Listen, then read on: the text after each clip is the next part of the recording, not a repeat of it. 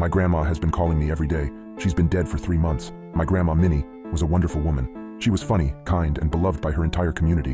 When she died, I was absolutely devastated. It took me a while to accept that I'd never see her again. That's why I was horrified when I got a call from her a month later. "How you doing, kiddo?" She laughed through the receiver. "Who is this?" I said, even though I knew. "Why, it's just your old grandma," she said. I was shocked. I continued talking to her for about 20 minutes about school and my parents. I told her about my new apartment, which I loved even though I always had trouble making rent. She told me she loved me, and I told her I loved her. And then she hung up. I don't know why I never breached the subject of her death. I ended up having 3 more beers and falling asleep on my couch. When I woke up the next day, I was convinced the whole thing had been a dream. I just didn't know that the truth was so much more horrifying. 5 days later, I got a call while at work.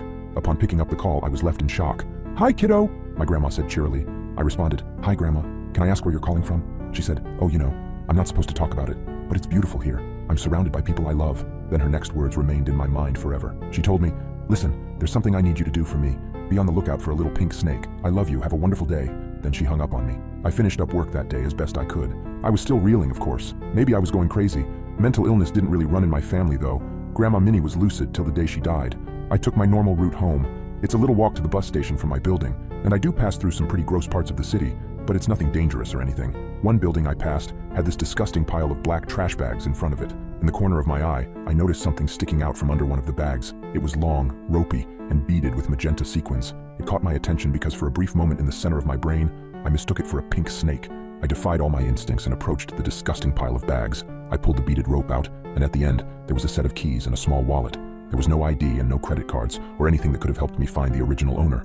The only thing inside the wallet was $600 cash. "Geez," I whispered. That was more than enough to help me meet this month's rent. I pocketed the money and silently thanked my grandma. I was about to leave when I heard a small rustling sound in the alley behind the bags, a tiny little muffled cry I wouldn't have heard otherwise. Upon investigation, I discovered a teeny tiny little kitten who had her front half stuck in a drain pipe. She was little and skinny like she hadn't eaten in forever. She couldn't get a grip on the pipe and was lodged up in it. I imagined she would have drowned if I hadn't come to save her. I helped wriggle her out of there. My heart melted for this poor little kitten. She was just a baby, and where was her family? She should be with her mom. She looked like she was starving. Her meow was so tiny and pitiful, and as soon as I got her out of that pipe, she instantly cuddled up to me. I couldn't just leave her there. I looked up what you were supposed to feed little kittens. According to the internet, she looked to be about 6 or 7 weeks old and could eat solid food, so I got some for her. I named her Bee, which was my grandma's middle name.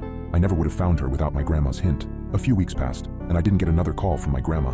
I didn't mind. 2 calls from beyond the grave are more than I was ever expecting.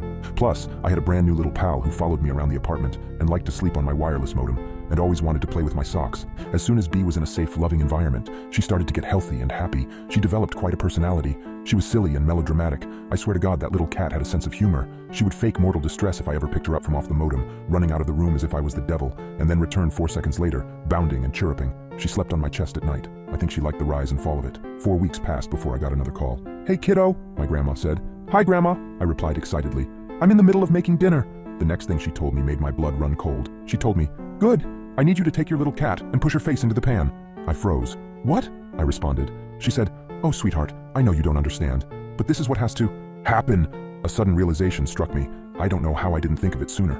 "Grandma," I said, "I need proof. I need proof that you're my real Grandma Minnie." She went on to tell me hundreds of things that only my real grandmother could know, or so I thought. "One more thing, Grandma," I said. "You were Catholic while you were alive, so can you pray with me? The Lord's Prayer. You said it every night at dinner." I took a deep breath. "Our Father who art in heaven, hallowed be thy name." I trailed off. There was silence on the other end. "Grandma, why aren't you praying?" I whispered. "You're not my grandma. Who the F are you?"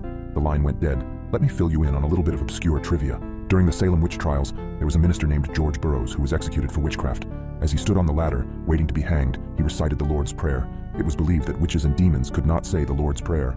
Don't ask me how I knew this offhand. Like you, I've been on the internet for a long time, and there's all kinds of useless information in the back of my head now. I turned my cell off and disconnected my phone. Whoever was calling me, it wasn't my grandma. They were using my grandma's voice, but it couldn't be her. Whoever was calling me was something evil. Grandma Minnie's heaven wouldn't demand the mutilation of a kitten. Come to think of it, Grandma Minnie's heaven wouldn't tell someone where to find $600 in a shifty dumpster. I lay in bed, shaking. I'd been so happy to believe that my grandma really was happy and safe in the afterlife. I'd been so relieved to know that there was an afterlife, that there was a heaven and a light at the end of the tunnel. To know that, after a long, drawn-out, wasting death, my grandma's spirit was somewhere nice. I'd wanted to believe it so badly. Maybe she really was safe and happy somewhere. I hoped so. But the thing that had been calling me was not her. Why had it sent me to the keychain? What were those rotten bags of trash? Whose money had I taken? Why did it want me to kill my cat? I cried and cried. B came and curled up on my chest. She purred loudly, as if she knew I was in distress and wanted to calm me down. I petted her soft spotted fur. I didn't think I'd fall asleep, but I did. That night I had a dream. In the dream, my phone rang. The caller was unlisted. I picked it up. My grandma was on the other end, except it was actually her this time. She was panicking and in distress, saying she was freezing. The line went dead. Suddenly she was standing at the foot of my bed. She looked the way she did the day she died. Then I woke up. I'm not going to work today. I don't know what I'm supposed to do.